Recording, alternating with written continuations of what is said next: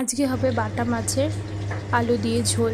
প্রথমে বাটা মাছটাকে নুন হলুদ দিয়ে ভালো করে মেখে ভেজে নিতে হবে। নুন হলুদ দিয়ে মাখানো হয়ে গেছে, এবার মাছগুলোকে ভেজে নিতে হবে। মাছগুলো ভাজা হয়ে গেছে, তুলে নিলাম। সাথে যাবে আলুটাকেও আমরা লাল লাল করে ভেজে নেব। আলুটাও ভাজা হয়ে গেছে, তুলে নিলাম। এবার যাবে মশলা, টমেটো, আদা, পেঁয়াজ, লঙ্কা আর ধনেপাতা।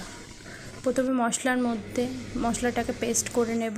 পেস্ট হয়ে গেছে, ফোড়নে যাবে কালো জিরে আর যে মশলাটা পেস্ট করে রাখাগুলো সেটা দিয়ে দিলাম।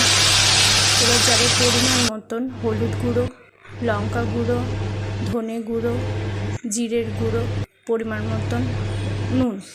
ভালো করে দিয়ে কষিয়ে নিতে হবে। কষানো হয়ে গেলে তেলটা ছেড়ে দিলে আমরা জল দিয়ে দেব, গরম জলটা দিয়ে দেব। গরম জলটা দিয়ে দিলাম। ভালো করে কিছুক্ষণ ফুটে গেলে মাছগুলোকে আমরা দিয়ে দেব। মাছগুলো দিয়ে দিলাম। মাছগুলো কিছুক্ষণ ফুটতে দেব, আলুটাও দিয়ে দেব। হয়ে গেল আজকে বাটা মাছের ঝোল। লাস্টে ধনেপাতা দিয়ে নামিয়ে নেব।